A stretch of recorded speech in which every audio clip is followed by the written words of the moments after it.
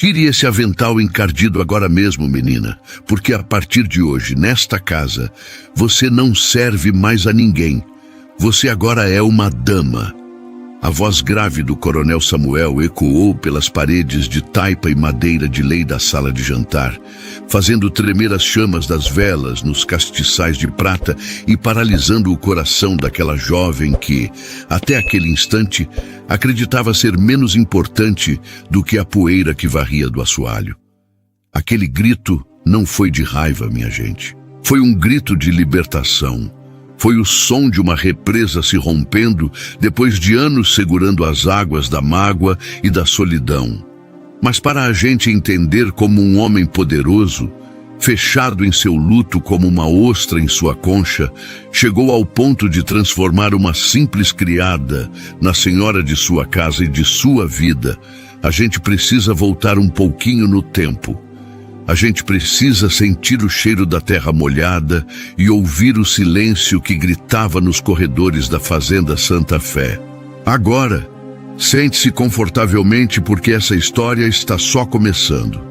Se você gosta de causos que tocam a alma, que falam da vida como ela é, com seus espinhos e suas flores, já vai deixando o seu like e se inscrevendo aqui no nosso canal Contos do Coração. Porque aqui a gente não busca só passar o tempo, a gente busca um pouquinho de paz pro espírito. E me conta aqui nos comentários, você acredita que o destino já está traçado ou a gente é que escreve ele com as nossas escolhas?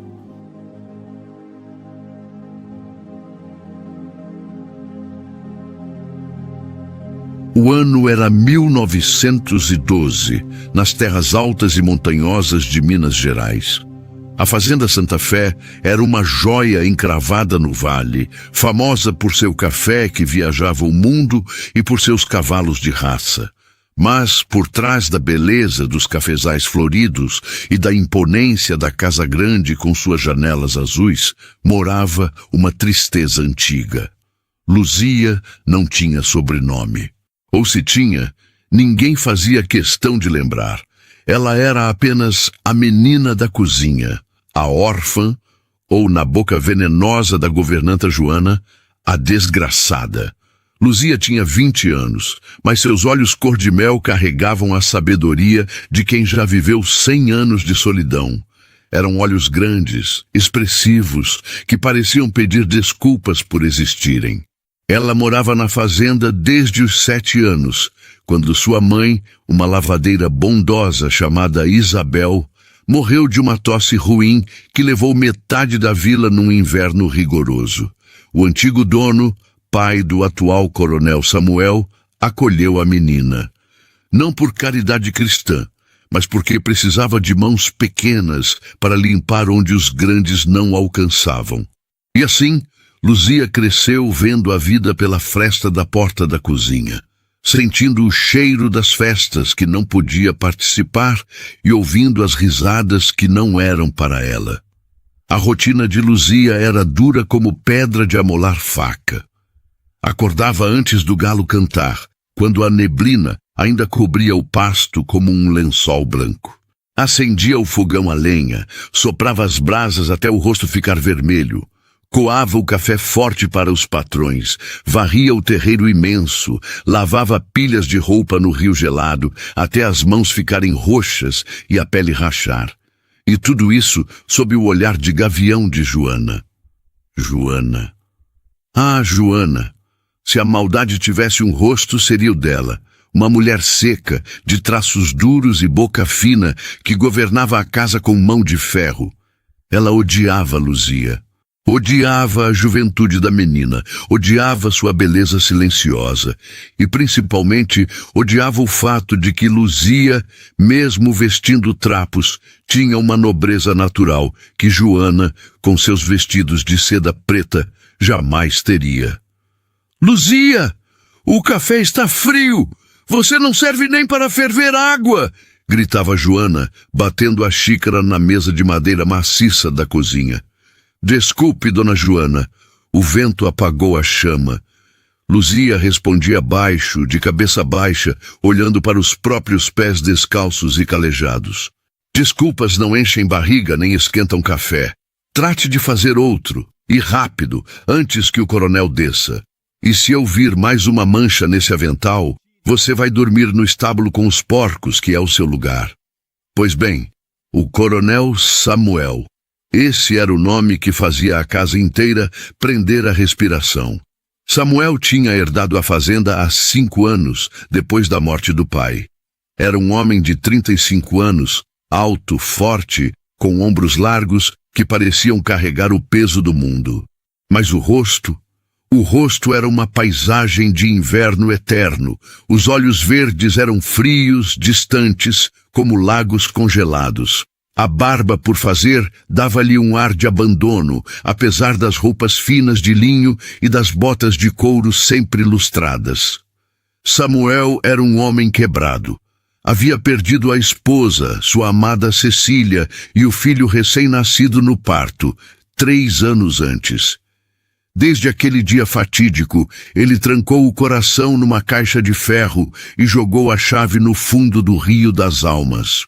Não sorria, não conversava, apenas dava ordens secas e passava as noites no escritório, bebendo aguardente e olhando para o retrato da falecida na parede. A fazenda prosperava, o dinheiro entrava, mas a alma do dono estava seca como folha no outono. Para Luzia, Samuel era uma sombra inalcançável. Ela o via passar pelo corredor, ouvia seus passos pesados no assoalho do andar de cima, sentia o cheiro de tabaco e tristeza que ele deixava no ar. Nunca tinham trocado mais do que 2 palavras protocolares. "Bom dia, senhor", dizia ela trêmula. Ele apenas grunhia ou acenava com a cabeça sem nunca olhar nos olhos dela. Para ele, Luzia era parte da mobília, invisível e muda. Mas o destino, meus amigos, o destino é um tecelão caprichoso. Ele gosta de dar nós onde a gente acha que a linha vai seguir reta. E a mudança começou numa tarde de tempestade, que ficaria marcada na memória de todos. O céu ficou preto de repente, como se tivessem derramado tinta nanquim nas nuvens. O vento começou a uivar, arrancando telhas e quebrando galhos das árvores centenárias que cercavam a sede. A chuva desabou com uma fúria bíblica, transformando o terreiro num lamaçal perigoso. Raios cortavam o céu, iluminando a escuridão do dia com clarões assustadores.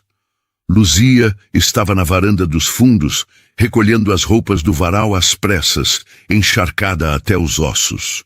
O vento a empurrava, a chuva cegava seus olhos. Foi quando ela ouviu um som que gelou seu sangue, um relincho desesperado vindo das baias. Não era um cavalo qualquer. Era Ventania, o garanhão negro preferido do coronel, um animal arisco e valioso, conhecido por seu temperamento difícil. Os peões tinham corrido para se abrigar nos galpões, longe dali. Ninguém ouvia o animal, só ela. Luzia sabia que não devia se meter. Lugar de mulher é na cozinha, dizia Joana sempre que a via perto dos animais, mas o coração dela doeu pelo bicho. Ela largou a bacia de roupas na varanda e correu para o estábulo, escorregando na lama, o vestido colando no corpo magro, o cabelo soltando do coque e grudando no rosto. Ao chegar na baia, viu a cena de terror. A porta estava mal fechada e o vento a batia com violência. Ventania, no pânico dos trovões, tentava pular a cerca de madeira, ferindo as patas e se debatendo. Se ele quebrasse uma perna, teria que ser sacrificado. "Calma, menino, calma!" gritou ela, tentando se fazer ouvir sobre o barulho ensurdecedor da tempestade. Ela entrou na baia sem pensar no perigo. O cavalo empinou, os cascos passando a centímetros da cabeça dela. Um coice daqueles poderia matá-la na hora, mas Luzia não recuou. Ela tinha um dom, uma mansidão que acalmava até fera brava. Começou a falar baixo, uma cantiga antiga que sua mãe Isabel cantava para ela dormir quando tinha medo do escuro. "Dorme, dorme, meu menino. que a chuva vem lavar o chão. Aos poucos, o animal foi parando. A respiração ofegante diminuía. As orelhas baixavam. Luzia se aproximou devagar, com a mão estendida, e acariciou o pescoço suado e trêmulo do cavalo. Encostou sua testa na dele, misturando suas lágrimas com a chuva que entrava pelas frestas do telhado. Tá tudo bem. Eu estou aqui. Nada vai te machucar. Ela não viu quando a porta do estábulo se abriu.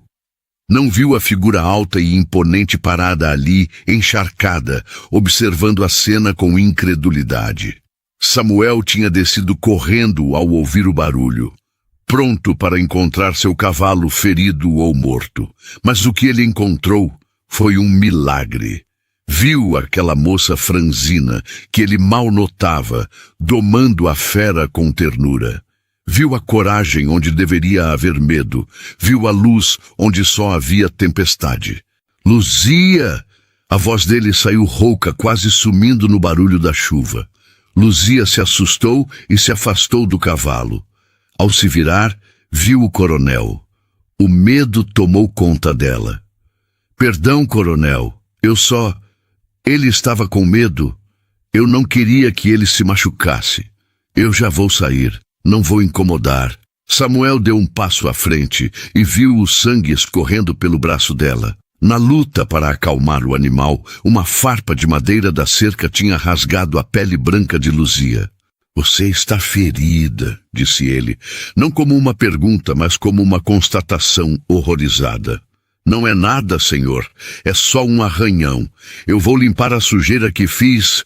Deixe a sujeira, Samuel ordenou, com uma urgência que ele mesmo desconhecia. Venha comigo, agora. Ele tirou o próprio paletó pesado e jogou sobre os ombros dela. Luzia sentiu o cheiro dele. Tabaco, chuva e uma tristeza antiga. Envolvê-la como um abraço. Pela primeira vez em 13 anos, ela entrou na casa grande, não pela porta da cozinha, mas pela porta da frente, guiada pelo patrão. Joana quase teve um ataque quando viu a cena no corredor principal. Coronel, o que essa menina faz aqui dentro, molhando o tapete persa? Ela devia estar na cozinha. Cale a boca, Joana. Samuel rosnou sem parar de andar. Traga toalhas limpas, álcool e faixas para a sala da lareira e mande servir um caldo quente. Na sala? Para ela? Coronel, o senhor perdeu o juízo? É a Luzia. Para ela. E se reclamar mais uma vez, pode fazer suas malas e sair da minha casa. O silêncio de Joana foi de puro ódio. Ela obedeceu, mas seus olhos prometiam vingança. Naquela tarde, diante da lareira crepitante, enquanto Samuel limpava o ferimento no braço de Luzia, com uma delicadeza que não combinava com suas mãos grandes, algo mudou. O muro de gelo começou a derreter. Por que você fez aquilo? Perguntou ele, concentrado no curativo. O cavalo podia ter te matado. Ele estava com medo, senhor. E o medo faz a gente fazer coisas que não quer. Ninguém merece sofrer sozinho com medo. A resposta dela tocou Samuel fundo. Ele sabia exatamente o que era sofrer sozinho com medo. Ele levantou os olhos e pela primeira vez viu Luzia de verdade. Viu a inteligência, a bondade e uma beleza que a fuligem e o trabalho duro não conseguiam esconder. Você sabe ler, Luzia? Não, senhor. Nunca fui à escola. A dona Joana dizia que livro não enche barriga. Joana é uma tola. Samuel terminou o curativo. Você gostaria de aprender?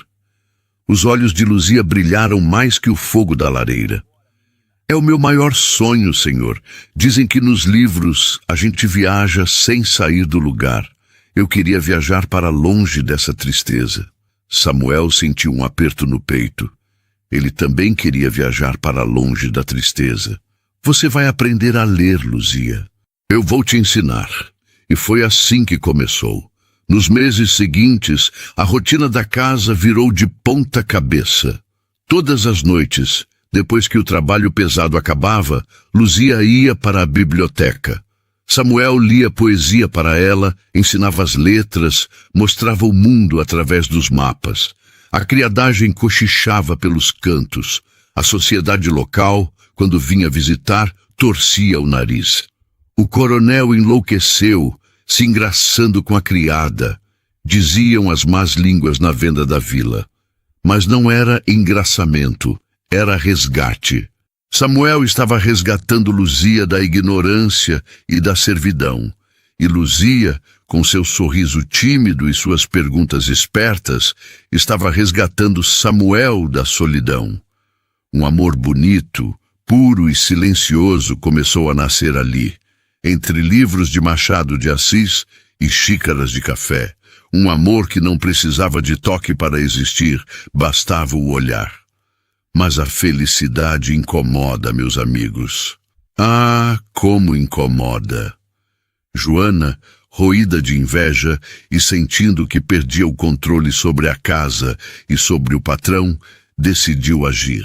Ela não podia permitir que aquela ninguém tomasse o lugar que ela julgava ser de direito de uma dama de sociedade ou até dela mesma, que servira aquela família por décadas.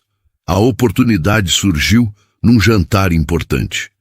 O prefeito da cidade e sua esposa vieram visitar a fazenda para tratar de negócios sobre a nova estrada de ferro. Joana, ardilosa, dispensou a copeira e mandou Luzia servir à mesa, sabendo que a menina não tinha traquejo com as louças finas e a etiqueta rigorosa. Vá, Luzia, mostre ao coronel como você é útil, disse Joana, com um sorriso de cobra, entregando a sopeira de porcelana quente e pesada nas mãos da moça. Luzia entrou na sala de jantar, tremendo. O olhar crítico da esposa do prefeito, o silêncio da mesa, tudo a deixava nervosa. Quando ela foi servir o prato do prefeito, Joana, que estava atrás, deu um leve esbarrão no cotovelo de Luzia. Foi sutil, invisível para os outros, mas suficiente. A sopeira virou. O caldo quente derramou sobre a toalha de linho branco e respingou na roupa do prefeito. O estrondo da porcelana quebrando no chão foi ensurdecedor. Luzia congelou. O pânico tomou conta dela. Ela se abaixou imediatamente, tentando recolher os cacos com as mãos nuas, cortando os dedos, chorando de vergonha. Sua desastrada, imprestável! Gritou Joana, entrando em cena triunfante. Eu avisei ao coronel que essa menina não servia para nada. Saia daqui! Vá limpar os porcos! O prefeito se levantou, limpando o paletó, indignado. A esposa dele olhava para Luzia com nojo. Luzia, de joelhos no chão, suja de sopa e sangue, soluçava. Ela olhou para Samuel, esperando a bronca, esperando ser expulsa, esperando o fim do sonho. Mas Samuel não estava olhando para a mancha na toalha. Ele estava olhando para as lágrimas de Luzia. Ele viu o jogo de Joana, viu a crueldade. E viu a mulher que amava sendo humilhada por tentar ser quem não era, apenas para agradá-lo. Ele se levantou devagar. A cadeira arrastou no chão com um som agudo. O silêncio voltou à sala, pesado. Samuel caminhou até Luzia. Ele não olhou para o prefeito, não olhou para Joana. Ele se abaixou, ficando na altura dela, e segurou as mãos feridas da moça, impedindo-a de continuar catando os cacos. Levante-se, Luzia, disse ele com a voz suave, mas firme. Perdão, senhor. Perdão. Eu vou limpar. Ela chorava. Eu disse para levantar. Ele a ajudou a ficar de pé. Luzia estava encolhida, segurando o avental sujo de sopa como se fosse um escudo, querendo desaparecer. Foi então que Samuel olhou para todos na sala. Olhou para o prefeito chocado, para a esposa arrogante e, finalmente, cravou os olhos em Joana, que recuou diante da fúria fria que viu ali. Ele se virou para Luzia e, com um gesto decidido, desatou o nó do avental nas costas dela. Puxou o tecido encardido e o jogou no chão, sobre os cacos de porcelana. "Tire esse avental encardido agora mesmo, menina", disse ele, e sua voz trovejou, enchendo a sala. "Porque a partir de hoje, nesta casa, você não serve mais a ninguém. Você agora é uma dama." O choque foi geral. O tempo parou. "Samuel, o que significa isso?" perguntou o prefeito. "Significa que esta moça, Luzia, é a futura senhora desta casa. E quem não a respeitar, não é bem-vindo na fazenda Santa Fé." Samuel pegou a mão de Luzia e a colocou sobre o seu braço. "Vamos, Luzia, o jantar acabou. Vou cuidar desses ferimentos." Ele a guiou para fora da sala, deixando para trás uma sociedade escandalizada e uma governanta com o rosto contorcido de ódio. Enquanto subiam as escadas, Luzia olhou para ele ainda sem acreditar. "Samuel, o que você fez? Eles vão te odiar. Que odeiem! Eu passei a vida tentando agradar fantasmas. Hoje eu escolhi viver." Mas enquanto a luz do amor se acendia no andar de cima, nas sombras da cozinha, Joana recolhia o avental do chão. Ela não estava derrotada. Ah, não! Ela caminhou até o seu quarto nos fundos da casa e tirou debaixo do colchão uma pequena caixa de madeira velha. Dentro dela havia papéis amarelados, cartas roubadas há muitos anos. "Você acha que venceu, bastarda?" sussurrou Joana para o vazio, acariciando as cartas com um sorriso maligno. "Você acha que virou dama? Espere até o coronel saber o que está escrito aqui. Espere até ele saber de quem você é filha. O tombo vai ser grande, minha querida, e eu vou estar na primeira fila para aplaudir." A noite que se seguiu ao desastroso jantar não foi de sono para ninguém na fazenda Santa Fé. O silêncio que habitava a casa grande mudou de qualidade. Antes, era um silêncio de abandono, de poeira assentando sobre móveis esquecidos. Agora, era um silêncio elétrico, carregado de perguntas não feitas e de destinos sendo reescritos. Luzia foi levada para o quarto de hóspedes. O mesmo quarto que, diziam as lendas da cozinha, tinha abrigado bispos e governadores no tempo do velho barão. Samuel a deixou na porta, com uma gentileza que a assustava mais do que os gritos de Joana. Ele não entrou. Apenas entregou-lhe uma camisola de linho branco que cheirava a alfazema e saudade. Pertencia à falecida Cecília, mas ele não disse nada, e Luzia, em sua inocência, apenas agradeceu com um aceno trêmulo. Quando a porta se fechou, Luzia desabou. Não na cama macia com dossel de renda, onde ela tinha medo até de sentar e sujar, mas no tapete felpudo ao pé da janela. Ela chorou. Chorou não pela humilhação da sopa derramada, mas pelo medo do que viria a seguir. "Dama", ele tinha dito. Mas como se vira dama da noite para o dia? Como se apaga a calosidade das mãos e a subserviência da alma? Ela olhou para as próprias mãos enfaixadas, iluminadas pelo luar que entrava pela fresta da cortina, e se sentiu uma farsante. Uma Cinderela caipira que sabia que o relógio logo badalaria à meia-noite. Enquanto isso, no escritório do andar de baixo, Samuel servia-se de uma dose generosa de conhaque. O líquido âmbar queimou sua garganta, mas não aqueceu o frio que ele sentia no estômago. Ele tinha desafiado a sociedade, o prefeito e a ordem natural das coisas. E por quê? Por uma criada? Não. Ele sabia que não era só isso. Ele tinha feito aquilo por si mesmo. Ao defender Luzia, ele estava defendendo a única centelha de vida que tinha restado dentro dele. Aquela moça, com sua coragem silenciosa diante do cavalo bravo e sua dignidade diante da humilhação, tinha acordado o homem que ele pensou ter morrido junto com a esposa. Mas Samuel não era ingênuo. Ele sabia que a guerra estava apenas começando. Ele conhecia a língua ferina da cidade e o veneno de Joana. Ah, Joana! Ele ouviu os passos da governanta no corredor, passos pesados de quem carrega rancor. Ele sabia que teria que lidar com ela, mas naquela noite, a exaustão venceu.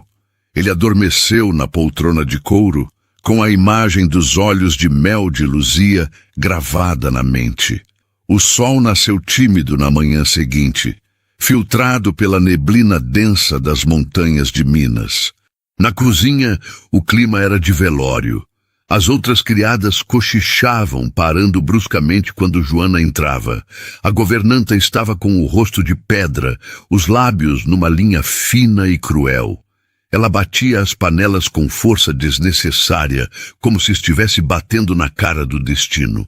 Luzia acordou com o canto do galo num sobressalto. Por um segundo, pensou que estava atrasada para acender o fogão. Pulou da cama, procurou o avental e então se lembrou. O quarto luxuoso, as faixas nas mãos, a voz de Samuel. Ela não era mais a menina da cozinha. Mas quem era ela, então? Ela vestiu o vestido simples que tinha usado na noite anterior, agora limpo e passado, obra de alguma criada que entrou enquanto ela dormia, e desceu as escadas com o coração na boca.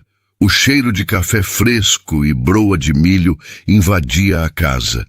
Seu estômago roncou, lembrando-a de que não tinha jantado. Ao chegar à sala de jantar, encontrou a mesa posta para dois. Samuel já estava lá, lendo um jornal de dias atrás, vestido com roupas de montaria. Ele levantou os olhos quando ela entrou. Não havia sorriso, mas havia luz. Bom dia, Luzia. Sente-se. Bom dia, senhor. Digo, coronel, digo, Samuel.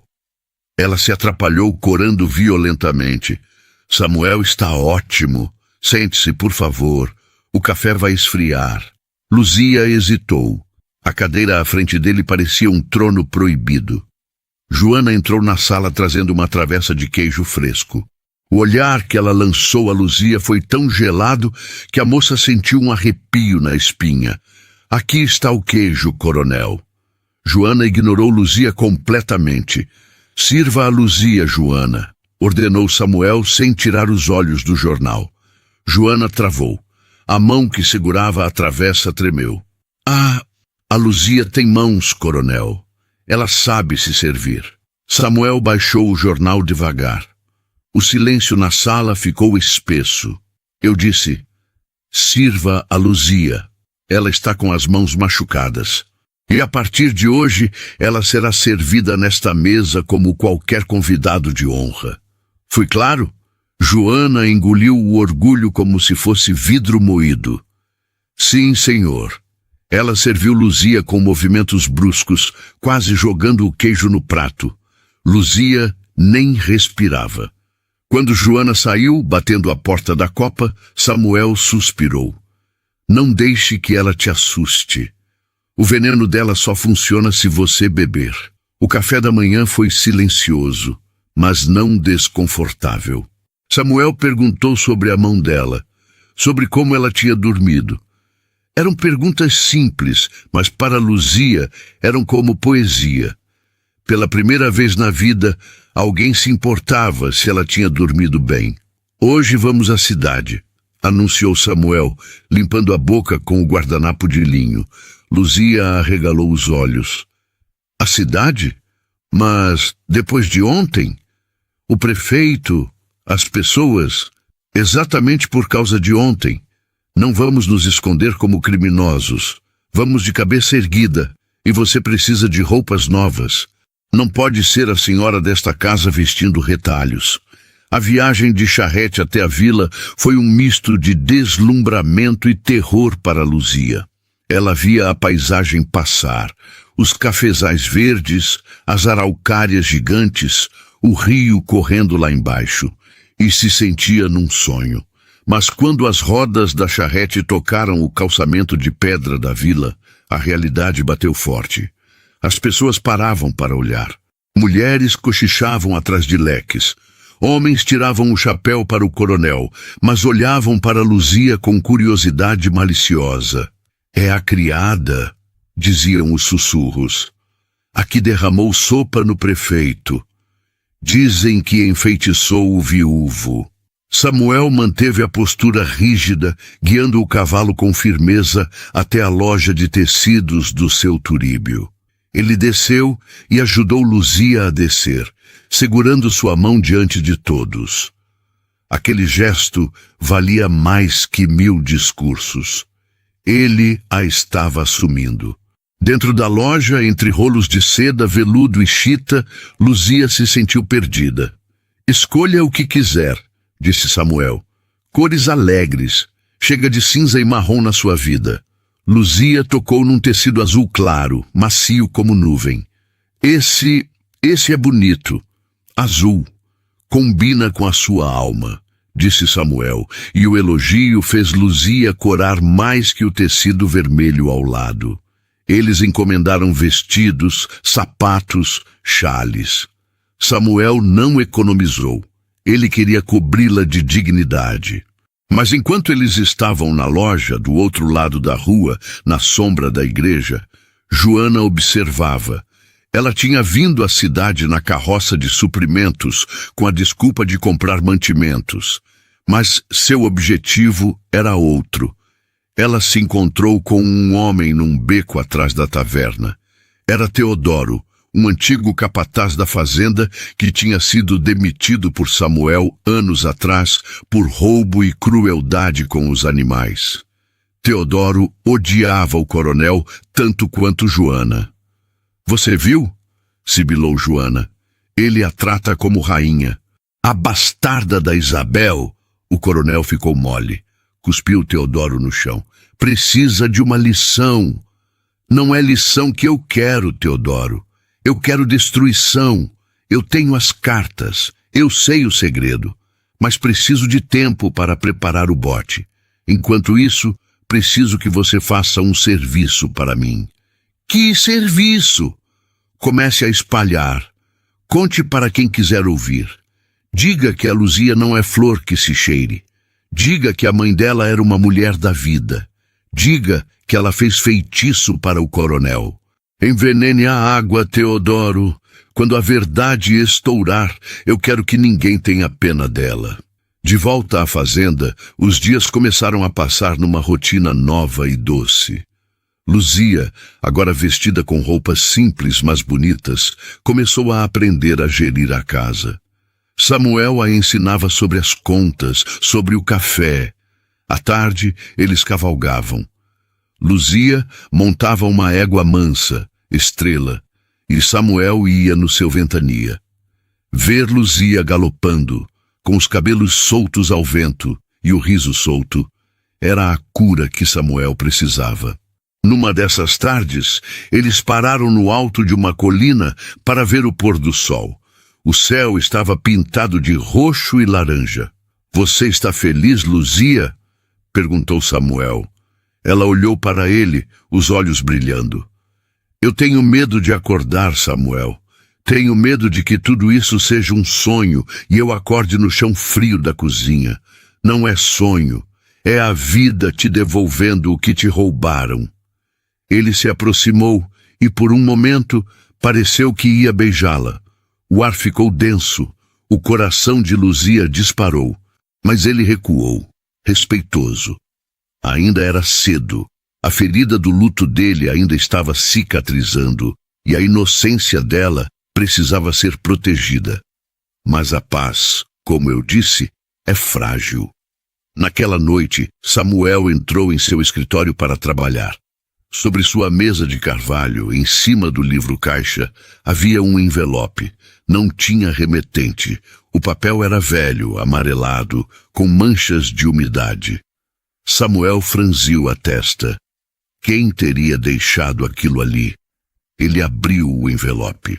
Dentro havia uma carta escrita com uma caligrafia trêmula e antiga. Ele reconheceu a letra imediatamente. Era a letra de seu pai, o velho Barão Augusto. Ele começou a ler, e a cada linha, a cor fugia de seu rosto. Meu filho, se você está lendo isso, é porque eu já parti. Carrego comigo muitos pecados, mas um deles eu não posso levar para o túmulo sem confessar, mesmo que seja neste papel que talvez nunca veja a luz do dia. A menina, a filha da Isabel, ela não é apenas uma agregada. O sangue que corre nela. A carta terminava abruptamente, rasgada na parte mais importante. Samuel sentiu o mundo girar. O sangue? O que o pai queria dizer com aquilo? Que Luzia era sua irmã? A náusea subiu pela garganta. Se Luzia fosse sua irmã, o sentimento que estava nascendo em seu peito, aquele amor que o fazia querer viver de novo, era uma aberração, um pecado mortal. Ele largou a carta na mesa como se ela queimasse. Olhou para a porta, para o corredor escuro. Joana. Só podia ser coisa dela. Mas onde estava o resto da carta? Onde estava a verdade? No andar de cima, Luzia penteava os cabelos diante do espelho, sorrindo para o reflexo, sentindo-se finalmente uma mulher amada. Ela não ouviu o grito abafado de Samuel no escritório. Não ouviu o som de vidro quebrando quando ele arremessou o copo contra a parede. Ela não sabia que lá embaixo a semente do inferno tinha acabado de ser plantada. Joana, escondida na despensa, ouviu o barulho e sorriu. O primeiro golpe tinha sido dado, e foi certeiro. O coronel agora estava no purgatório da dúvida. E a dúvida, meus amigos, é o veneno mais lento e doloroso que existe. A carta rasgada sobre a mesa de carvalho não era apenas um pedaço de papel, era uma sentença. Samuel passou a noite em claro, com os olhos fixos naquelas linhas trêmulas escritas pelo pai morto. O sangue que corre nela. A frase ecoava em sua mente como um sino fúnebre. Se Luzia fosse sua irmã, cada olhar de ternura que ele lhe dera, cada toque em sua mão, cada sonho de futuro que ele ousara construir nos últimos dias, tudo isso se transformava em cinzas e pecado. A náusea voltava, mais forte, misturada com uma raiva surda contra o pai, contra o destino e, injustamente, contra a própria Luzia por ser quem era, ou quem ele achava que ela era. O amanhecer trouxe uma luz cinzenta e fria para a fazenda Santa Fé. Luzia desceu para o café da manhã com o coração leve, vestindo um dos vestidos novos, de chita estampada com pequenas flores azuis. Ela tinha passado a noite sonhando com o passeio a cavalo, com a promessa silenciosa nos olhos de Samuel. Ela se sentou à mesa, arrumou o guardanapo no colo e esperou. E esperou. O relógio de pêndulo no corredor batia os segundos, monótono e cruel. O café esfriou na xícara. A cadeira de Samuel permaneceu vazia. Joana entrou na sala, trazendo uma cesta de pães. Seu rosto não trazia o ódio explícito do dia anterior, mas sim um sorriso contido, um brilho de triunfo nos olhos de cobra. "O coronel não vem", disse ela, com uma voz macia demais. "Mandou avisar que está ocupado com assuntos da fazenda e que não quer ser incomodado, nem agora nem no almoço." Luzia sentiu um aperto no peito. "Ele está doente, Joana. Doente de arrependimento, talvez", sussurrou a governanta, colocando os pães na mesa com delicadeza fingida. "Homens como ele têm caprichos, menina. Um dia querem brincar de casinha, no outro lembram quem são e quem nós somos. Coma seu pão. Aproveite enquanto dura a manteiga." Luzia não comeu. O pão teria gosto de cinza em sua boca. Ela se levantou e foi até a porta do escritório. Estava trancada. Ela bateu timidamente no início, depois com um pouco mais de força. "Samuel! Sou eu, Luzia. Aconteceu alguma coisa?" Silêncio. Apenas o som de uma cadeira sendo arrastada lá dentro e o tilintar de vidro. Ele estava lá e estava bebendo. Samuel, por favor, abra. Eu fiz algo errado. Do outro lado da porta, Samuel estava sentado no chão, encostado na madeira, com a garrafa de conhaque pela metade. Ouvir a voz dela, tão doce e preocupada, era uma tortura. Ele queria abrir. Queria dizer que era mentira, que não importava o sangue, que ele a amava. Mas a moral rígida da época, o peso da religião e a honra da família pesavam sobre seus ombros como chumbo. Ele não podia. Se ela fosse sua irmã, ele precisava matá-la em seu coração para salvar a alma dos dois. Vá embora, Luzia. A voz dele saiu rouca, abafada pela madeira. Me deixe em paz. Mas nós íamos ver a plantação hoje. Esqueça a plantação. Esqueça tudo. Ele gritou, e o grito foi de dor, mas soou como fúria. Volte para o seu quarto. Não me procure. Luzia recuou como se tivesse levado um tapa. As lágrimas brotaram quentes e rápidas. Ela correu para o andar de cima, cruzando com Joana no corredor. A governanta não disse nada, apenas a seguiu com o olhar, saboreando cada soluço da moça. Os dias que se seguiram foram um pesadelo lento. A casa grande, que por um breve momento tinha se enchido de luz, voltou a ser um mausoléu. Samuel se tornou um fantasma. Saía de madrugada para o campo, voltava tarde da noite, trancava-se no escritório. Quando cruzava com Luzia pelos corredores, desviava o olhar ou mudava de caminho, como se ela tivesse uma doença contagiosa. Luzia murchou. O vestido azul novo ficou pendurado no armário. Ela voltou a usar as roupas simples, embora não o avental sujo. Ela vagava pela casa sem função. Não era mais criada, pois Samuel a proibira de trabalhar, mas não era senhora, pois ele a rejeitava. Ela era um nada, uma peça decorativa quebrada e esquecida num canto. A solidão era pior do que o trabalho duro. Antes, ela tinha o cansaço para anestesiar a mente. Agora, tinha tempo de sobra para pensar, para remoer, para tentar entender onde tinha errado. Será que fui atrevida? Pensava ela. Será que ele viu que eu não sirvo para ser dama? Será que ele tem vergonha de mim? Numa tarde chuvosa, Luzia não aguentou mais. Ela precisava de respostas. Ela sabia que Samuel estava na biblioteca. Ela entrou sem bater. Ele estava de pé, olhando pela janela para a chuva que caía sobre o jardim abandonado. Estava mais magro, a barba por fazer, os olhos fundos. Samuel, ela começou, a voz firme apesar do tremor nas mãos. Ele não se virou. Eu disse para não me procurar. Eu não posso viver assim. Ela explodiu. Me diga o que eu fiz. Me diga qual foi o meu crime. Se você se arrependeu de me tirar da cozinha, me devolva o avental, me mande limpar o chão, mas não me trate como se eu não existisse. O silêncio dói mais que o grito, Samuel. Samuel se virou devagar. A dor nos olhos dele era tão profunda que Luzia perdeu o fôlego. Você não fez nada, Luzia.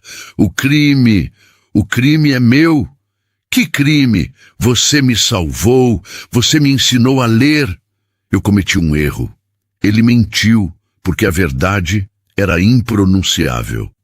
Eu achei que podia mudar as coisas. Achei que podia transformar a realidade. Mas eu estava errado. Você, nós. Isso não pode acontecer. Nunca. Por que não? Ela deu um passo à frente. Eu sinto que você gosta de mim. Eu vejo no seu olho. E eu? Não diga! Ele a cortou levantando a mão. Não diga essa palavra, é proibido. Proibido por quem? Pela Joana? Pela cidade? Por Deus! Ele gritou batendo a mão na mesa. Por Deus e pelo sangue! Luzia parou. Sangue? O que ele queria dizer com aquilo? Sangue? Eu não entendo. Samuel percebeu que tinha falado demais. Ele recuou, fechando-se novamente em sua armadura. Não importa. O que importa é que acabou. Você terá uma mesada. Poderá viver aqui com conforto. Mas não espere nada de mim. Não espere conversas, não espere passeios e, pelo amor de Deus, não espere amor. Eu sou seu patrão, você é minha protegida e é só isso que seremos, para sempre. Ele passou por ela e saiu da biblioteca, deixando-a sozinha com o som da chuva e o coração despedaçado. Luzia caiu de joelhos no tapete persa, protegida. A palavra tinha gosto de fel. Ela não queria ser protegida, ela queria ser amada. Ela queria o companheiro que lia poesia para ela, não o coronel frio que pagava suas contas. Naquela noite, a decisão foi tomada. Ela não podia ficar. Viver ali, vendo-o todos os dias e sendo tratada como uma estranha, seria uma morte lenta. Ela preferia a incerteza do mundo lá fora do que a certeza daquela gaiola de ouro. Ela pegou uma pequena mala de couro que tinha sido de sua mãe. Colocou poucas coisas, 2 mudas de roupa, o livro de poesias que Samuel lhe dera, o único furto que cometeria, e o terço de madeira. Deixou os vestidos de seda, os sapatos finos, as joias que ele comprara. Ela sairia como entrou, sem nada, apenas com a dignidade que lhe restava. Esperou a casa silenciar. A chuva tinha dado uma trégua, mas o vento ainda soprava frio. Ela desceu as escadas na ponta dos pés, desviando das tábuas que rangiam. Passou pela porta do escritório de Samuel. Havia uma fresta de luz por baixo. Ele ainda estava acordado. Ela teve vontade de entrar, de se jogar aos pés dele, de implorar. Mas o orgulho de mulher ferida falou mais alto. Ela seguiu em frente. Saiu pela porta da cozinha, sentindo o cheiro familiar de lenha queimada. O mundo lá fora era vasto e escuro. Ela não tinha para onde ir. Talvez fosse para a vila, tentar trabalho na venda. Talvez fosse para a capital se perder na multidão. Qualquer lugar era melhor que ali. Mas antes de partir, ela precisava se despedir de alguém. Alguém que a entendia sem palavras. Ela caminhou até o estábulo. O cheiro de feno e cavalo a acalmou. Ela foi até a baia de Ventania, o cavalo negro de Samuel, aquele que tinha iniciado tudo. O animal relinchou baixinho ao vê-la. Luzia encostou a testa no focinho quente dele e chorou. Cuide dele, Ventania. Cuide dele porque ele está sofrendo, mesmo que não admita. Ele tem um coração bom, só está perdido na escuridão. Luzia? A voz veio das sombras, fazendo-a pular. Samuel estava parado na entrada do estábulo, segurando um lampião. A luz amarela iluminava seu rosto cansado e surpreso. Ele tinha ouvido o relincho e vindo ver. Ele viu a mala no chão. Viu as roupas simples. Viu as lágrimas. O que você está fazendo? Aonde você vai a essa hora? Embora, disse ela, limpando o rosto com as costas da mão. O senhor disse que não queria me ver. Estou facilitando as coisas. Eu disse para você ficar no seu quarto, não para ir embora no meio da noite. É perigoso. O perigo lá fora é melhor do que o desprezo aqui dentro. Ela pegou a mala. Adeus, Samuel. Obrigada por tudo. Obrigada por me fazer sentir gente, nem que fosse por pouco tempo. Ela tentou passar por ele, mas Samuel bloqueou o caminho. Você não vai. Eu não permito. O senhor não manda mais em mim. Eu tirei o avental, lembra? E agora estou tirando a seda. Sou livre. Luzia, por favor. Você não entende. Então me explique, ela gritou, e a voz ecoou no estábulo. Me explique por que o homem que me olhava com carinho agora me olha com horror. Samuel olhou para ela. A chuva começou a cair novamente lá fora, forte, batendo no telhado de zinco. A tensão entre os dois era palpável, elétrica. Ele queria abraçá-la, queria impedir que ela fosse.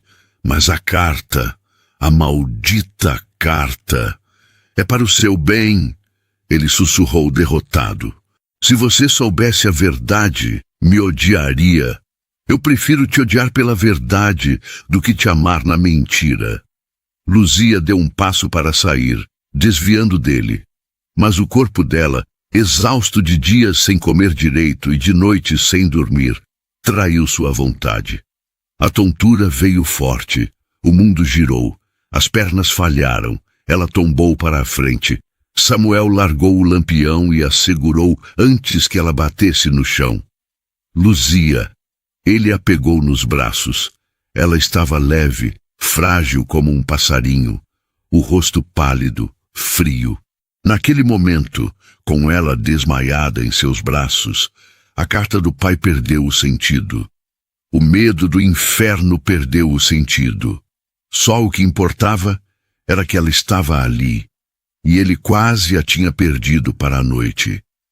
Ele a apertou contra o peito, sentindo o coração dela bater devagar contra o dele.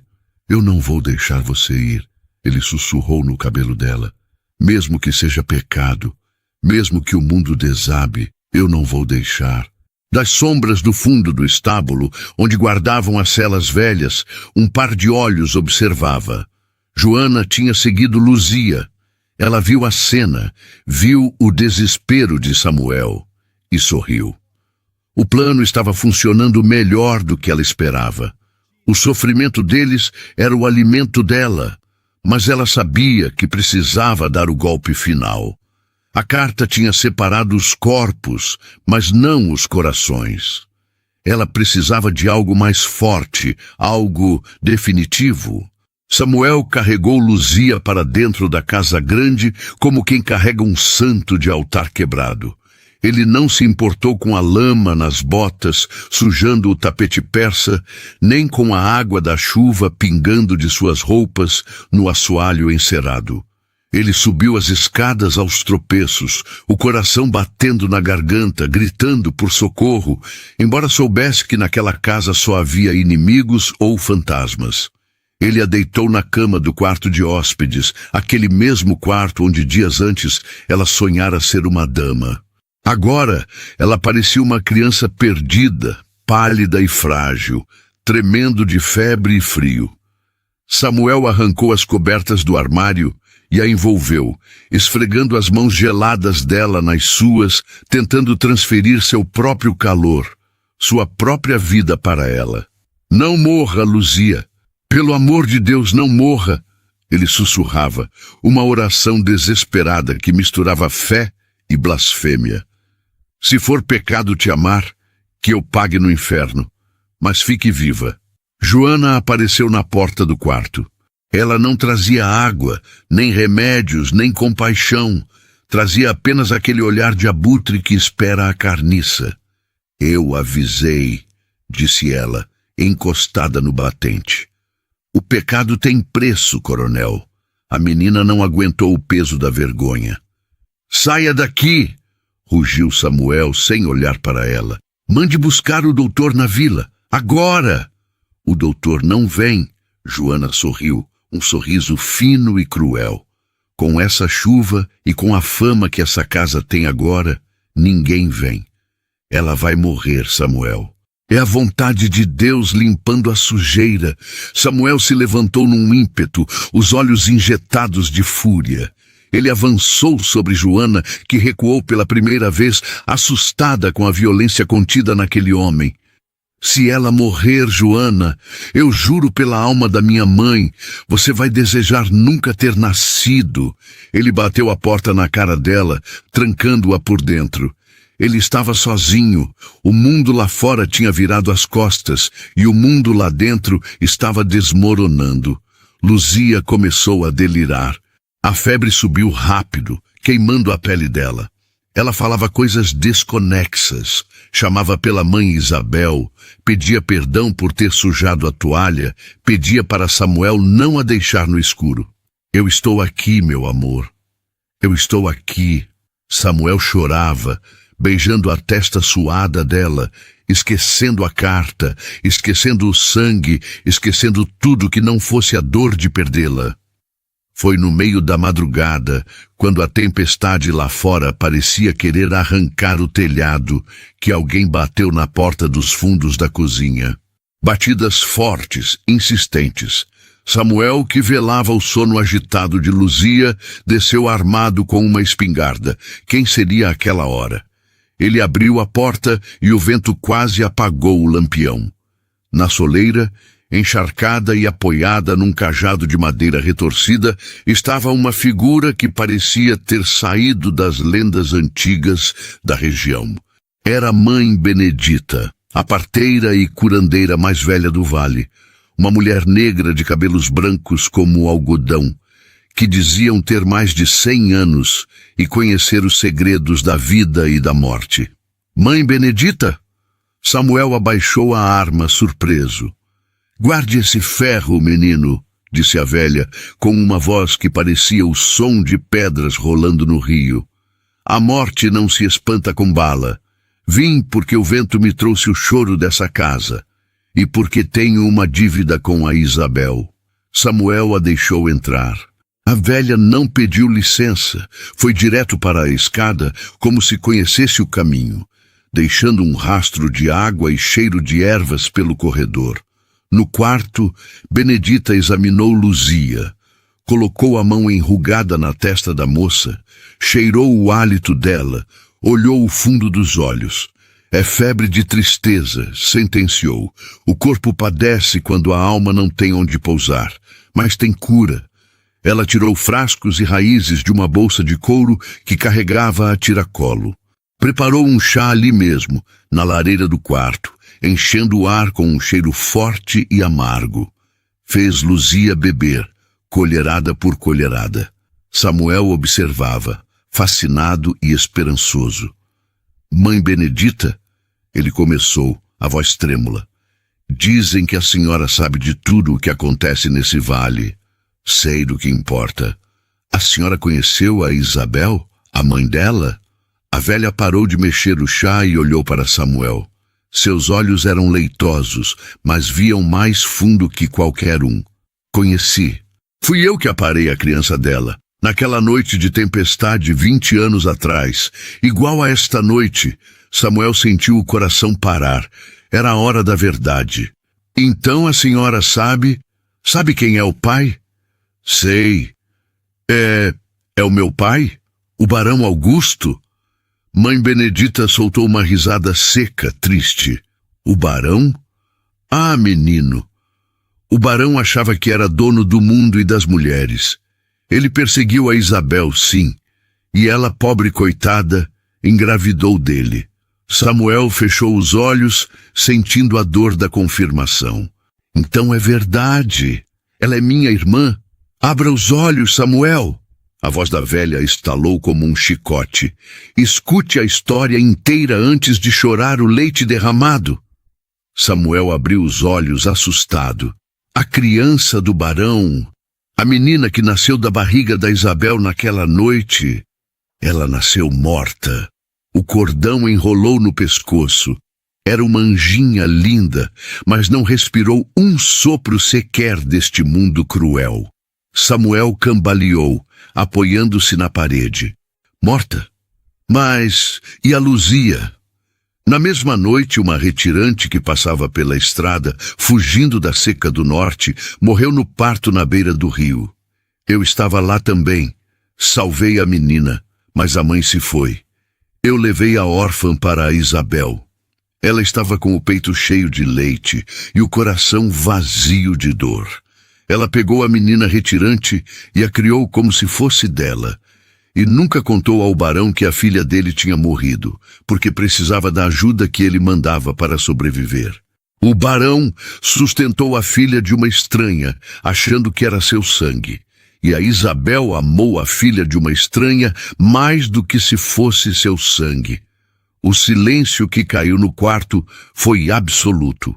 Só se ouvia a respiração agora mais calma de Luzia. Samuel escorregou pela parede até o chão, chorando, não de tristeza, mas de um alívio tão grande que doía fisicamente. Ela não é minha irmã. Ele soluçava, rindo e chorando ao mesmo tempo. Ela não é minha irmã. Não é, confirmou Benedita. O único laço que vocês têm é o que vocês criaram, o laço do amor. E esse, meu filho, Deus abençoa. O pecado estava na mentira, não no sentimento. A porta do quarto se abriu com estrondo. Joana estava lá. Ela tinha ouvido tudo atrás da porta. Seu rosto estava transtornado, uma máscara de ódio puro. Ela segurava um candelabro pesado de bronze numa mão e uma garrafa de querosene na outra. Velha maldita! Gritou Joana. Língua de trapo! Você estragou tudo. Acabou, Joana. Samuel se levantou enxugando as lágrimas, agora fortalecido pela verdade. Suas mentiras acabaram. A Luzia não é minha irmã. E você vai sair desta casa agora, ou vai sair presa. Eu não vou sair. Joana riu, uma risada histérica. Se essa casa não for minha, não será de ninguém. Se o coronel não for meu, não será dessa bastarda retirante. Ela destampou a garrafa de querosene e começou a jogar o líquido no corredor, nas cortinas, no tapete. O cheiro forte invadiu o quarto. Você está louca! Gritou Samuel, avançando para impedi-la. Mas Joana foi rápida. Ela jogou o candelabro aceso sobre o querosene derramado no chão. O fogo subiu num rugido imediato, uma parede de chamas laranja e azul que separou Samuel de Joana. O calor foi instantâneo.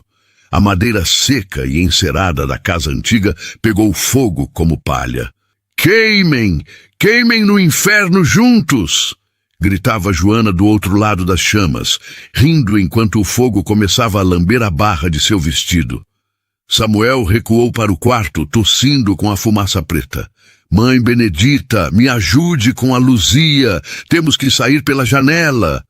A velha, com uma agilidade surpreendente, já estava enrolando Luzia num cobertor molhado com a água da bacia. Vamos, menino, o fogo não espera. Samuel pegou Luzia no colo. Ela estava acordando, tossindo, confusa. Samuel, o que está acontecendo? Segure firme em mim, Luzia. Nós vamos sair daqui. Ele chutou a janela. O vidro estilhaçou. A chuva entrava, mas o fogo atrás deles já consumia a porta do quarto. Não havia volta. Eles teriam que pular para o telhado da varanda e de lá para o jardim. Samuel olhou para trás.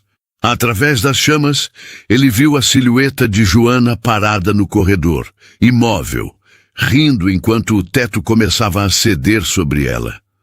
A maldade tinha escolhido seu próprio fim. Vamos! Gritou Mãe Benedita, já passando a perna pela janela. Samuel subiu no parapeito, com Luzia nos braços. Ele olhou para baixo, para a escuridão e a chuva. Era um salto de fé. O salto para uma nova vida, purificada pelo fogo e pela verdade. Ele pulou. A queda foi amortecida pela terra encharcada do jardim de hortênsias, que naquela noite virou lama e salvação. Samuel protegeu Luzia com o próprio corpo, rolando na grama molhada enquanto os estalos da madeira queimando ecoavam como tiros acima de suas cabeças. Mãe Benedita, com a agilidade de quem tem os orixás por perto, aterrissou logo ao lado, apoiada em seu cajado. Eles se arrastaram para longe do calor infernal, parando apenas quando chegaram à segurança do terreiro de café. Ali, sob a chuva que começava a diminuir, transformando-se numa garoa fina e silenciosa, eles se viraram para olhar. A casa grande da fazenda Santa Fé, aquele monumento de orgulho e segredos que tinha atravessado gerações, ardia. As chamas dançavam nas janelas como fantasmas libertos. O telhado desabou com um estrondo surdo, levantando uma nuvem de faíscas que se misturou às estrelas que começavam a aparecer entre as nuvens. Não havia sinal de Joana. A maldade tinha escolhido seu túmulo, consumida pelo próprio ódio que alimentara a vida inteira. Luzia, ainda fraca e tremendo nos braços de Samuel, chorou. Não pela casa, nem pelas roupas de seda que queimavam lá dentro, mas pelo alívio avassalador de estar viva. Acabou, ela sussurrou. Samuel beijou o topo da cabeça dela, misturando suas lágrimas com a água da chuva. Acabou o passado, Luzia. Tudo o que era velho, tudo o que doía, virou cinza. Amanhã, quando o sol nascer, só vai existir o que é verdadeiro. E o sol nasceu. Ele surgiu por trás das montanhas de Minas Gerais, dourado e tímido, iluminando as ruínas fumegantes. A notícia do incêndio correu o vale. Os colonos, os vizinhos, até o povo da vila que tinha virado a cara para eles, todos vieram. Diante da tragédia, o julgamento humano se cala. Eles trouxeram comida, trouxeram roupas, trouxeram braços para ajudar a limpar os escombros. Mãe Benedita cumpriu sua promessa. Ela foi à praça da vila e, com sua voz de trovão antigo, contou a verdade a quem quisesse ouvir. Contou sobre a filha morta do barão, sobre a adoção de amor de Isabel, sobre a mentira que sustentou a honra de um homem rico e a sobrevivência de uma mulher pobre. A fofoca virou vergonha, e a vergonha virou respeito. Luzia não era mais a bastarda ou a amante. Ela era a sobrevivente, a escolhida. A reconstrução não foi fácil. Samuel e Luzia foram morar na antiga casa do administrador, uma construção simples de tijolos aparentes. Sem a fortuna guardada no cofre que derreteu, Samuel teve que voltar a ser o que seu avô fora, um homem da terra. Ele trocou os ternos de linho por camisas de algodão grosso. Suas mãos, antes apenas acostumadas a canetas e rédeas, agora conheciam o peso da enxada e do tijolo. E Luzia? Luzia floresceu. Sem o peso de ter que ser uma dama da sociedade, ela se tornou a verdadeira senhora daquela terra. Ela trabalhava lado a lado com Samuel. Ela cuidava da horta, fazia o queijo, negociava o café. Mas agora ela não fazia isso por obrigação ou servidão.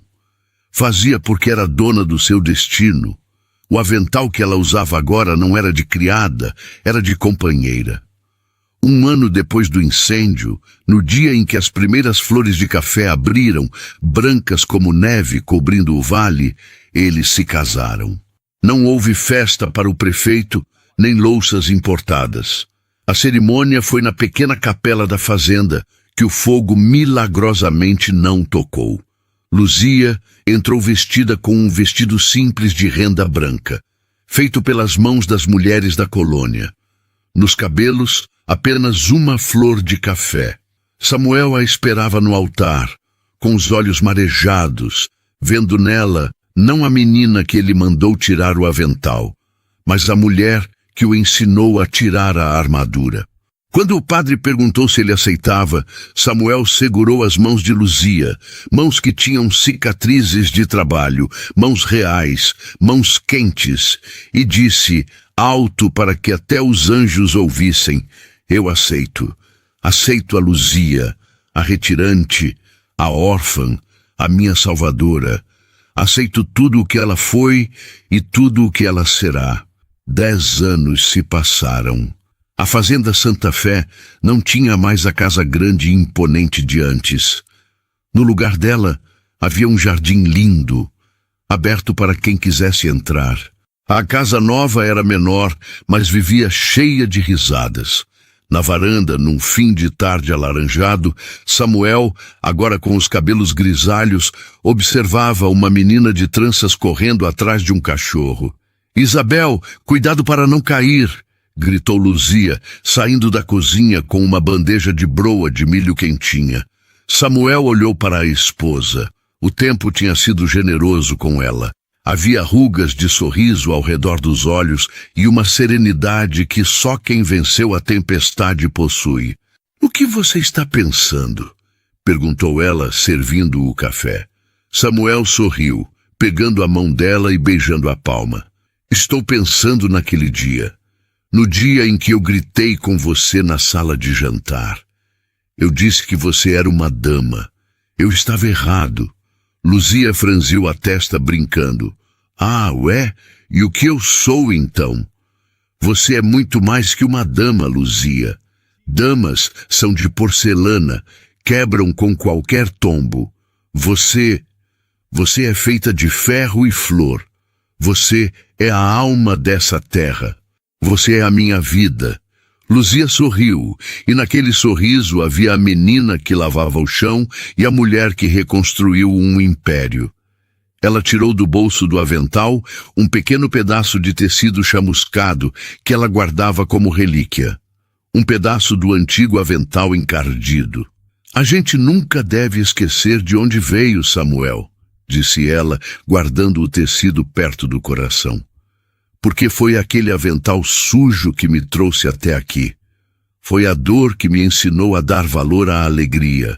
E assim, enquanto o sol se punha sobre as montanhas de Minas, cobrindo o mundo com seu manto dourado, a gente entende que o amor verdadeiro não é aquele que nasce pronto, perfeito e sem mácula. O amor verdadeiro é aquele que sobrevive ao fogo, que renasce das cinzas e que, mesmo com as mãos calejadas, não perde a delicadeza de oferecer uma flor. E você, que me acompanhou nessa longa estrada, o que leva dessa história?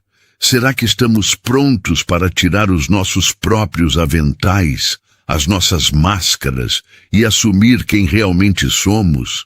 Será que temos a coragem de perdoar o passado para construir um futuro novo? Se essa história aqueceu o seu coração como um café passado na hora, não se esqueça de se inscrever no canal Contos do Coração. Deixe o seu like, compartilhe com quem precisa de uma palavra de esperança. Porque aqui a gente sabe, a vida pode ser dura, mas o amor sempre dá um jeito de florescer. Fiquem com Deus, um beijo no coração e até a próxima prosa.